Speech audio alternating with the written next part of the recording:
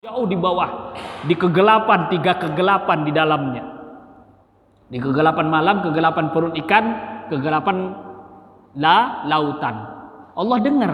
Bukan berarti karena Allah berada di dasar lautan. Bukan berarti karena Allah berada di dasar lautan. Tapi ini membuktikan bahwa ketika Nabi Yunus bertasbih, Allah mendengar, dan Nabi Musa memohon kepada Allah dan menerima wahyu, Allah juga mendengar. Begitu juga Nabi kita Muhammad SAW, dan ketika itu berada di atas. 3 dalil ini bukti bahwa Allah ada tanpa tempat. Seharusnya ke sana arah pemikirannya. Kalau mereka meyakini karena Nabi Muhammad di atas berarti Allah di atas, berarti mereka juga meyakini Allah di bumi. Kenapa? Karena Nabi Musa pernah mendengar sifat kalamnya Allah. Berarti juga mereka meyakini Allah di dasar lautan. Karena ketika itu Nabi Yunus berdoa dan mendengarkan dan mengistijabah doa Nabi Yunus. Allah selamatkan dari perut ikan besar itu. Itu yang harus dipahami dengan baik. Jangan terbalik pemikiran atau ngambil separuh-separuh. Kadang-kadang orang ngambil separuh-separuh. Seenaknya, karena dia dan pimpinan yang meyakini Tuhannya di atas, dia cari dalil yang seolah-olah di atas. Sedangkan dalil yang seolah-olah seakan-akan di mana-mana dan sebagainya nggak mau diambil. Karena kalau seandainya mereka tidak mau mentakwil, berarti seolah-olah juga ketika mereka bertemu ayat wa huwa ma'akum aina ma kuntum, berarti mereka tidak mentakwil, berarti mereka meyakini dalil itu bahwa Allah di mana-mana. Tapi ketika bertemu dalil ini, mereka mentakwil. Tapi ketika bertemu dalil seolah-olah zohirnya maknanya Allah di aras, mereka tidak mentakwil, harus mengambil zohirnya katanya, ambil letterletnya. Kalau tidak mengambil letterletnya berarti tidak beriman kepada Allah. Berarti mereka juga tidak beriman dengan Al-Quran. Kenapa? Karena ketika bertemu dengan ayat wa huwa ma'akum aina ma kuntum, mereka mentakwil. Ya, fa aina ma tuwallu fathamma wajhullah. Kalau diartikan letterlet artinya seolah-olah dimanapun kalian menghadap, di situ wajahnya Allah.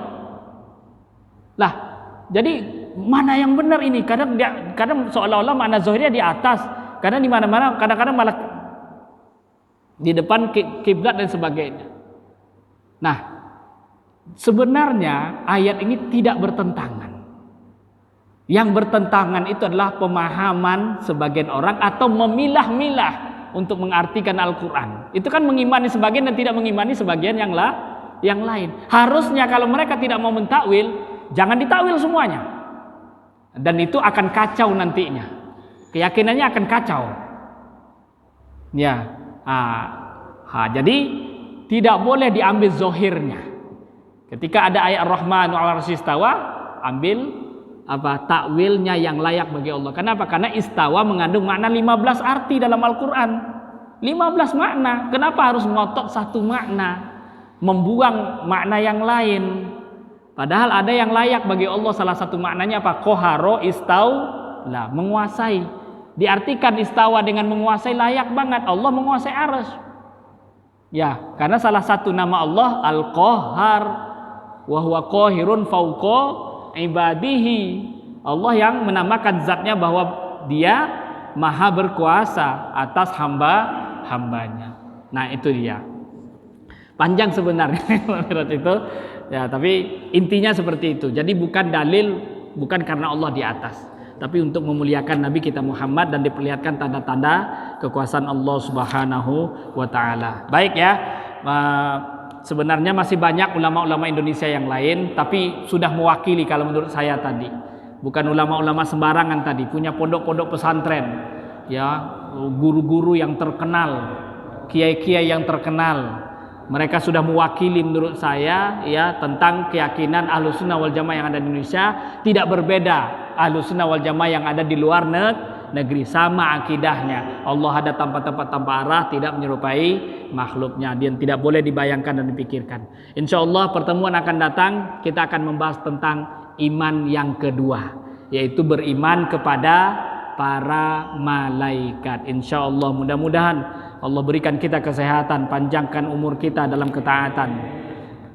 Barakallahu fikum. Kita tutup dengan tahlilan 3 kali, salawat dan istighfar.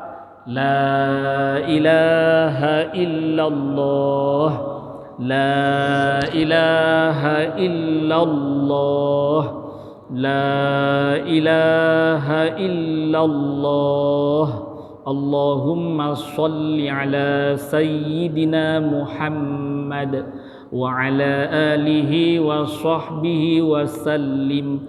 Rabbighfirli wa liwalidayya wa lil mu'minina wal mu'minat.